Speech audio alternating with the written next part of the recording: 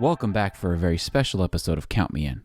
I am your host, Adam Larson, and I'm excited to announce Mitch and I will have a new co-host on the series, Rouba Zeidan.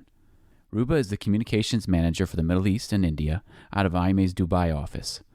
She will be joining our Count Me In team to bring you more global perspectives on accounting and finance by featuring inspirational stories and expert guests from the region.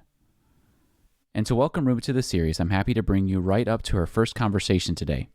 Rouba spoke with IMA's Senior Director for Middle East, Africa, and India Operations, Hanadi Khalife. They discussed the timely issues relating to COVID-19 in the region and all the internal and external developments being implemented to safeguard human life and business continuity. Please join me in welcoming Rouba to the team, and a special thanks to Hanadi for this insight as we head over to their conversation now.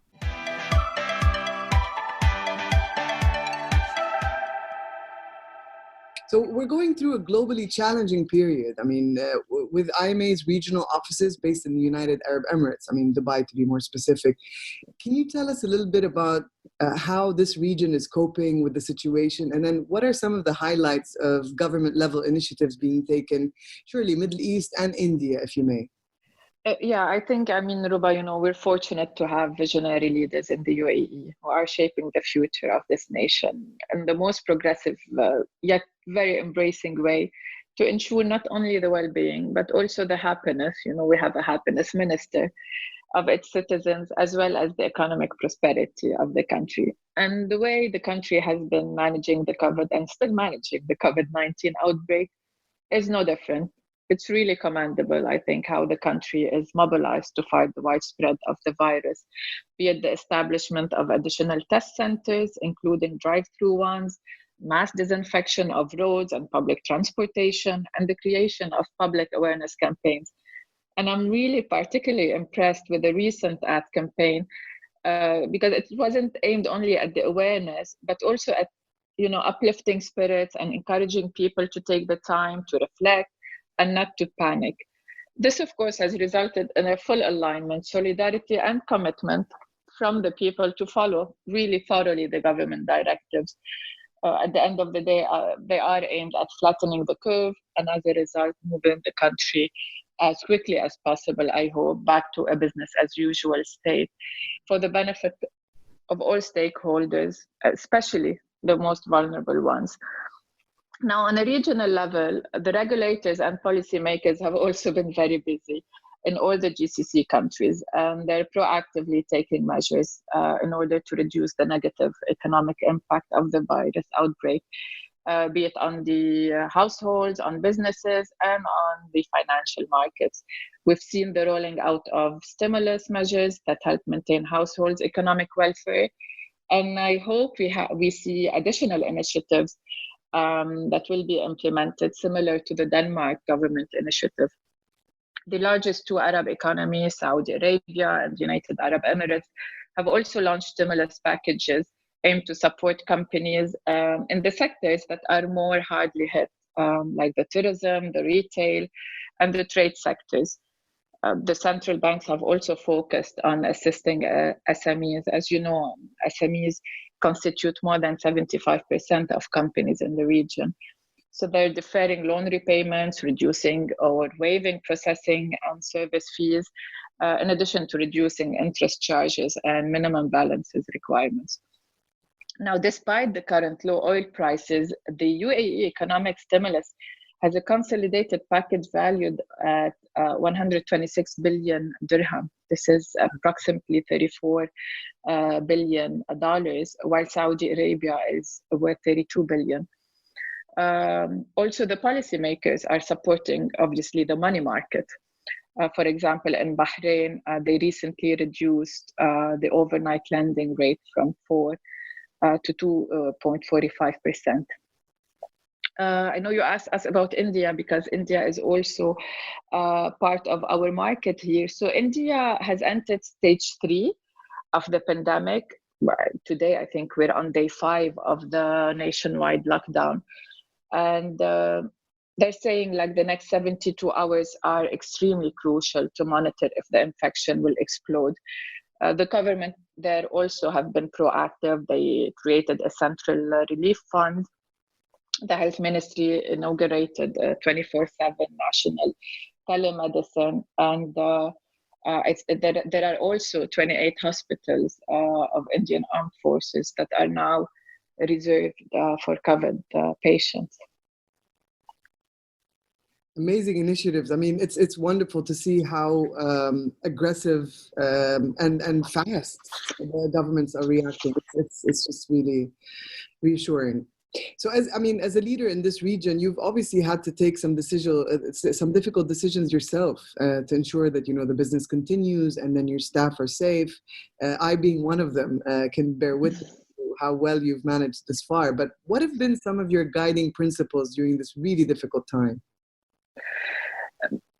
As a member-based not-for-profit organization at IMA, it has always been a purpose before profit. So before taking any decisions, we consider their impact on our employees, on our members, CMA candidates, on our supply chain, and of course, more broadly, our value chain. So business continuity is about sustainability to us and not short-term gains. And the tone at the top was very clear. And that was communicated from day one by our president and CEO, Jeff Thompson. It's really about the safety and health of employees. This is the number one priority, as well as abiding by the instructions and measures that our respective government had put in place. These directives really cascaded to all regions and guided our decisions. So we all have to act now on our social responsibility duties, and we have an obligation to contribute in containing the virus. It's really spreading like wildfire, and play our role in flattening the curve. The earlier we control the spread of the virus, the earlier the economic activities will resume. The earlier we can save businesses from shutting down, the more we can safeguard the well-being of the people and the welfare of the societies we live in and work in. So would you say the IMA network globally is still fully operational? Conference calling and systems, everything was put in place. How soon into this crisis was it all mobilized? It was really from day one, and you would have expected business to slow down, but the whole team globally is probably busier than ever. We are all very, very connected every day, engaged. So it really has. We didn't waste time. We started from day one. We took it seriously. I think we were the first to really take this outbreak very seriously. So amid all of this crisis, how is IMA managing the task at hand, and what are some of the immediate actions that you've taken? So I believe communicating business priorities is the number one step when managing any unanticipated situation that can result in business disruption, such as this COVID-19 outbreak. A clear message internally mitigates any confusion in terms of actions and responsibilities required from each team member in his or her capacity. And that will really help them guide their individual decisions. And in the current environment where uncertainty is the name of the game, it's also important to alleviate the anxiety and stress. So I'm sure you've heard of many companies that from the first week of the lockdown has laid off employees, implemented pay cuts, or forced days off. We, on the other hand, assured each and every team member that their health and safety is our priority, but also assured them of the financial stability and strength of IMA. Our human capital, after all, is our most valuable asset. And our decisions stem from this priority. Now, on an operational level, we were the first to move to a work from home environment. We made sure we are all connected and have the digital and online platforms that support our business continuity. All this have been made easy because we do have a very strong core values, and they became part of our team DNA. So business continuity is less challenging for us. And as I said, our purpose guides our decisions. And now more than ever, in these extreme times, our members, our CMA candidates, And our partners are counting on us. So we have to keep providing them with the resources and products that they need in order to help them strive towards their ambitions or their business goals. The delivery channels, of course, have been, some of them have been disrupted, but we quickly move to other platforms that enable us to continue to deliver value and modify our offering to the current needs of our stakeholders. And of course, as you know, the CMA testing remain a priority for many candidates around the world. So we are ensuring that their learning continues by putting in place online resources for their use, extending our testing windows, waiving cancellation fees for exam rescheduling, and most importantly, keeping them engaged. And I mean, we also have a huge part of the business and the operation it revolves around CMA candidates, and with testing coming up and so many of them around the world also scrambling, to continue this. How is IMA making sure that the learning actually continues? So I think communicating business priorities is the number one step when managing any unanticipated situation that can result in business disruptions. Now, and I know you asked me about the operational level. So we were the first, as I've said, to have the work from home decision, and we made sure we're all connected. And that was easy for us because when you have strong core values that become part of your DNA, business continuity becomes a less challenging undertaking. As I said, our purpose guides our decisions. And now more than ever in these extreme times, our members, our CMA candidates, and our partners are counting on us. So we have to keep providing them with the resources, the products that they need in order to help them strive towards their ambition. We've changed the delivery channels of our services, but we moved quickly to other platforms to enable us to continue to deliver value. You asked me about the CMA candidates and the testing center. This really remains a priority for many candidates around the world. So we are ensuring that their learning continues by putting in place online resources, and most importantly, keeping them engaged. That's all excellent stuff. One of my favorite messages from, we had a town hall, a global town hall with our CEO and president and the entire team. And one of the core messages was that if we are to come out of this stronger, we need to be a learning organization. So what would you say are some of the key benefits or learnings, if you like, that are coming out of this crazy transition? Yeah, I think even if it's crazy, there are lots of learnings. And I think the first thing is that it gave us the opportunity to really reflect and connect even more with each other. We are rethinking, and companies should be rethinking their business models from a digital transformation perspective, agility level, and of course, the supply chain.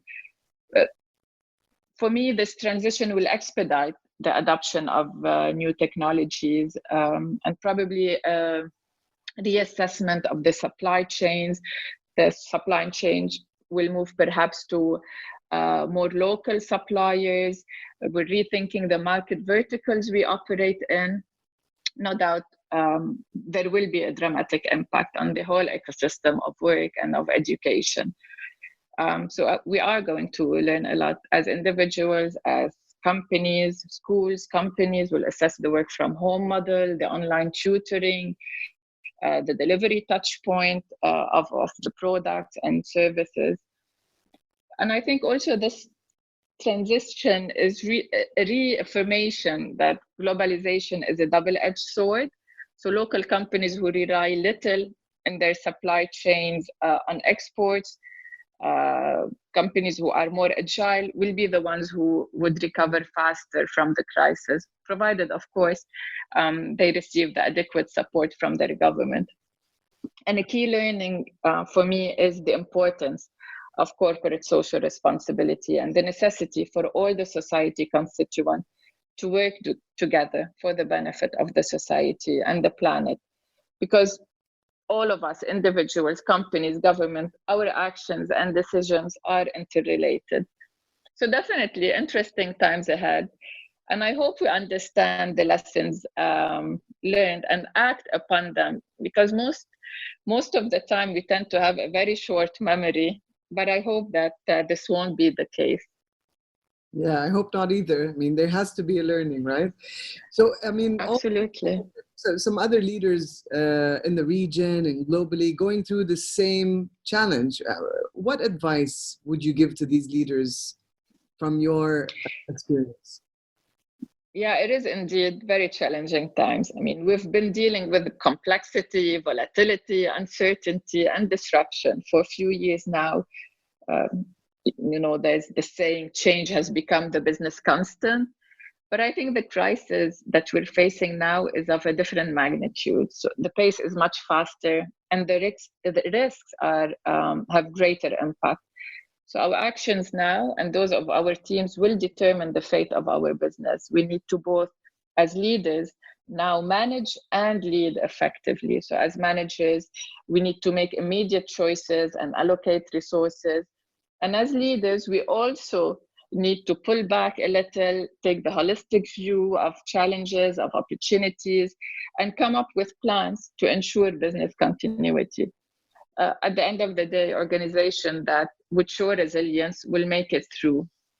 Again, setting the business priorities, strategize frequently, set a crisis management unit that works on scenario plans and action plans. And I believe the speed of action at this point is more important than getting consensus on the decisions. We need to stay focused, engaged with our stakeholders.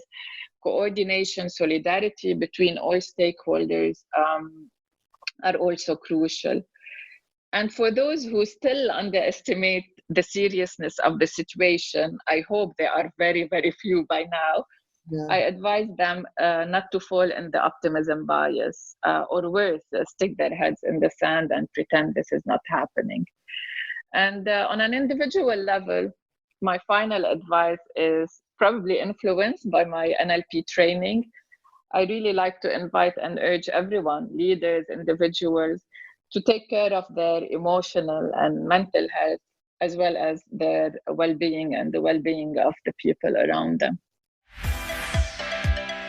This has been Count Me In, IMA's podcast, providing you with the latest perspectives of thought leaders from the accounting and finance profession. If you like what you heard and you'd like to be counted in for more relevant accounting and finance education, visit IMA's website at www.imanet.org.